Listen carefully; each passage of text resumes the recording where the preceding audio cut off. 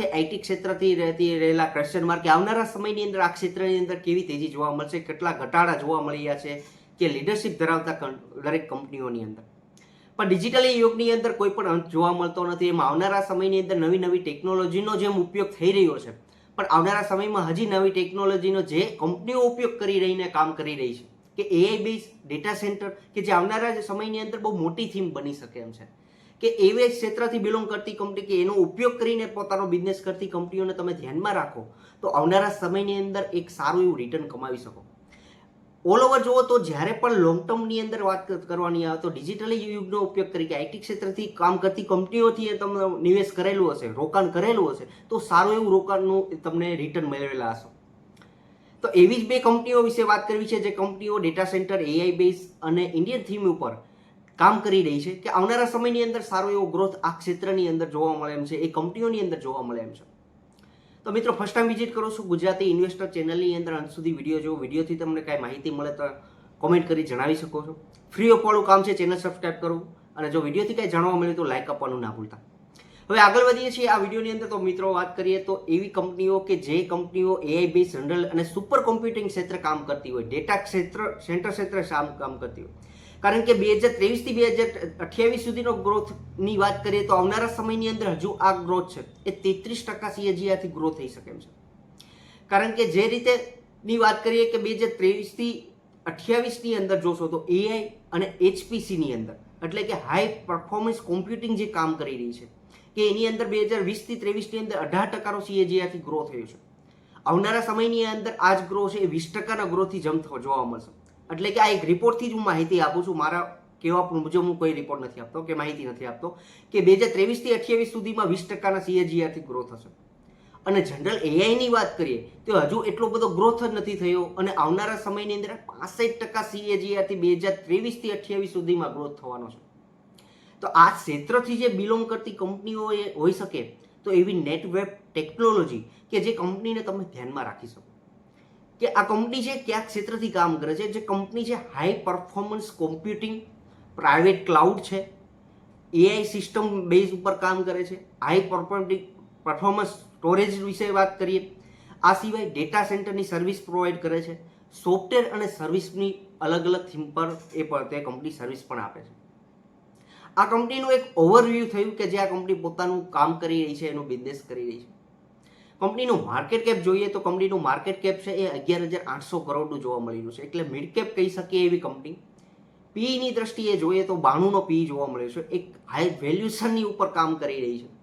પણ જ્યારે high valuation ઉપર હોય ત્યારે આવનારા સમયની અંદર આ કંપનીની અંદર જ્યારે સારો એવો ગ્રોથ દેખાતો હોય ત્યારે આ એક વેલ્યુએશન આ કંપનીની કે એની અંકાતી હોય છે. આરઓસીની વાત કરીએ તો 32.40નો આરઓસી જોવા મળી રહ્યો છે. આરઓઈની વાત કરીએ તો 23.90નો આરઓઈ જોવા મળી રહ્યો છે. હવે વાત કરીએ કંપની જે રીતની કામ કરી રહી છે, જેવો ગ્રોથ છે તો શું આ સેક્ટરનો ગ્રોથ છે એવી ડિમાન્ડ જોવા મળી રહી છે. તો એના કંપનીના સેલ્સમાં કેટલો ગ્રોથ છે તો કંપનીના સેલ્સ વિશે જૂન 2023ની અંદર સેલ્સની અંદર વાત કરીએ તો 60 કરોડનો સેલ્સ હતો, એ વધીને જૂન 2024માં 149નો થયો. જૂન 2025ની અંદર 301 કરોડનો સેલ્સ થયો. એનો સાથે સેલ્સ જેવો થયો છે એવો એનો પ્રોફિટ કંપની કમાવે છે કે નહીં. જૂન 2023ની અંદર આ કંપની ફક્ત 5 કરોડનો પ્રોફિટ કમાતી હતી. જૂન 2024ની અંદર આ કંપનીએ 15 કરોડનો પ્રોફિટ કમાવેલો છે અને હાલ જૂન 2025ની અંદર આ કંપનીનું રિઝલ્ટમાં 30 કરોડનો પ્રોફિટ દેખાડો છે. સારામાં સારો જમ્પ સેલ્સમાં અને સાથે એના પ્રોફિટમાં પણ જોવા મળ્યું છે કે જનરલી પાસા આપણને સારા જોવા મળ્યા છે. હવે એક પાસું એવું કે કંપનીના પ્રમોટરોનું હોલ્ડિંગ કેટલું છે, FIDI કેટલા હોલ્ડ કરી રહ્યા છે. તો કંપનીના પ્રમોટરો વિશે વાત કરીએ તો 71%નું હોલ્ડિંગ ધરાવે છે. સારામાં સારું પ્રમોટરોનું હોલ્ડિંગ કહી શકાય. ત્યાર પછી FIIનું હોલ્ડિંગ જોશો તો 9.54નું છે. એની સાથે DI થોડા ઓછા થયેલા છે, પણ DIનું હોલ્ડિંગ 4.23નું જોવા મળી રહ્યું છે.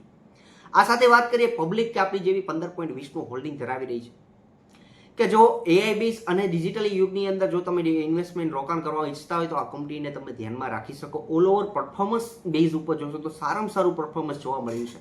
આ રિપોર્ટ મુજબ પણ 65% જનરલ એઆઈનો થીમનો અંદર ગ્રોથ પણ થઈ શકે એમ છે, જે 2023 થી 28 સુધીનો છે. તો એવા ક્ષેત્ર ઉપર બીજી એવી કંપની છે કે જે કંપની ઇન્ડિયા બેઝ ઉપર કામ કરે છે કે જનરલી જ્યારે પણ આપણે ટૂરમાં કે કંઈ બહાર પણ જતા હોય ત્યારે ગૂગલ મેપનો આપણને ઉપયોગ કરતા હોય છે, કે જનરલી ગૂગલ મેપ એ આપણને સારો એવો ઉપયોગી બની રહે છે. જો આ રીતના ટેરિફના પ્રશ્નો આવતા હોય તો આવનારા સમયની અંદર જો આત્મનિર્ભર ભારત બનવા માટે એવી થીમ ઉપર કામ કરતી, ગૂગલ મેપ ઉપર કામ કરતી બીજી કંપની હોય તો સી ઇન્ફો સર્વિસ, કે જે કંપની આમ જનરલી મેપમાં ઇન્ડિયા પણ આપણે કહીએ છીએ કે નામ છે એમનું, કે મેપમાં ઇન્ડિયા કંપની છે, પોતે advance map 2D 3D map update પણ પ્રોવાઈડ કરતી કંપની છે. જો તમે ઇન્સ્ટોલ ન કરી હોય તો આ કંપનીને ઇન્સ્ટોલ કરી મેપમાં ઇન્ડિયાનું સર્વિસ કરીને તમે ચેક પણ કરી શકો છો કે આ કંપનીનું ખરેખર કેવું કામ છે. આ કંપની ખાલી ઇન્ડિયા ઉપર નહીં પણ આ અલગ અલગ country Sri Lanka, Bangladesh, Nepal, Bhutan, Myanmar, Egypt અને સાથે યુએઈમાં પણ પોતાના આ સોફ્ટવેર બેઝ ઉપર સર્વિસ પ્રોવાઈડ કરે છે. જે કંપનીની પાસે રિઝર્વની અંદર વાત કરીએ તો કંપનીની પાસે 780 કરોડનું રિઝર્વ છે અને માર્કેટ કેપ જોશો તો એક સ્મોલ કેપ કહી શકીએ, 9700 કરોડનું માર્કેટ કેપ જોવા મળી રહ્યું છે. પીઈની દ્રષ્ટિએ જોશો તો આ કંપનીનું 65ના પીઈ ઉપર કામ કરે છે, એટલે 62ના પીઈ ઉપર કામ કરે છે, થોડી વેલ્યુએશનમાં હાઈ છે. આરઓસીની વાત કરીએ તો 24.10 અને આરઓઈની વાત કરીએ તો 17.60નું જોવા મળ્યું છે. સેલ્સની દ્રષ્ટિએ જોશો કંપનીની પાસે સેલ્સ કેટલો છે કરેલો છે કે જૂન 2023ની અંદર 89, જૂન 2024ની અંદર 101 અને જૂન 2025ની અંદર 122 કરોડનો સેલ્સ કરેલો છે. ઓલો પ્રોફિટની દ્રષ્ટિએ જોઈએ તો 32 કરોડનો પ્રોફિટ 2023માં, 24ની અંદર 36 અને 2025ની અંદર 46 કરોડનો આ કંપનીએ પ્રોફિટ કમાયો છે. ઓલ ઓવર જો તમારી થીમ એ વિચારતા હોય કે આવનારા સમયની અંદર આત્મનિર્ભર ભારત અને આવી બધી થીમ કે જે થીમને ગવર્મેન્ટ ઉપયોગ કરી શકે, કારણ કે ગવર્મેન્ટ એટલા માટે હું કહું છું કે જ્યારે કોઈ પણ ડિફેન્સ ક્ષેત્રની અંદર જો મેપનો ઉપયોગ થતો હોય તો એ ગવર્મેન્ટ ટ્રસ્ટ કરી શકે તો એ ઇન્ડિયન કંપની ઉપર પહેલાં ટ્રસ્ટ કરી શકે, નહીં કે આઉટ કન્ટ્રીની કોઈ પણ કંપની ઉપર. કે આ એક કંપની એવી છે કે જે આવનારા સમયની અંદર એવી આ થીમ આવનારા સમયની અંદર પણ હજુ અહીંથી મોટી બની શકે એમ છે. આ સિવાય પ્રમોટરોનું હોલ્ડિંગ વિશે વાત કરીએ તો 51.65નું પ્રમોટરોનું હોલ્ડિંગ છે.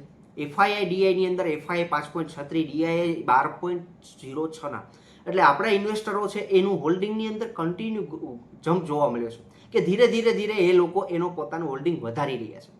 આ સિવાય પબ્લિક આપણી જેવી જોઈએ તો 30.93ની હોલ્ડિંગ ધરાવી રહી છે. ઓલ ઓવર બેઝમાં વાત કરીએ તો આ બંને કંપનીઓ છે જે આવનારા સમયની અંદર એઆઈ બેઝ ઉપર અને ટેકનોલોજી ઉપર જે રીતની કામ કરી રહી છે કે આવી રીતના જે ટેરિફના પ્રશ્નો તમને જોવા મળી રહ્યા છે તો આ કંપનીઓ આવનારા સમયની અંદર સારું એવું યોગદાન કે પોતાનું ગ્રોથની અંદર ઝડપથી ગ્રોથ થઈ શકે એવું આ કંપનીનું ઓવરવ્યૂ અને બિઝનેસ જોવા મળી રહ્યો છે. મારી દ્રષ્ટિએ આ કંપની એક લાંબા ગાળા માટે સારો એક લાભદાયક પ્રોફિટ આપી શકે એમ છે. પણ એક વસ્તુ ખાસ ધ્યાનમાં રાખજો, મારી તરફથી કોઈ પણ કંપનીની અંદર કહેવામાં આવતું નથી કે હું આ કંપની તમે ખરીદો કે વેચો. ઓલ ઓવર આ કંપનીના ઓવરવ્યૂ વિશે સમજેલા છો તમે, અંત સુધી વિડીયો જોયો છે તો ચેનલ સબસ્ક્રાઇબ કરવાનું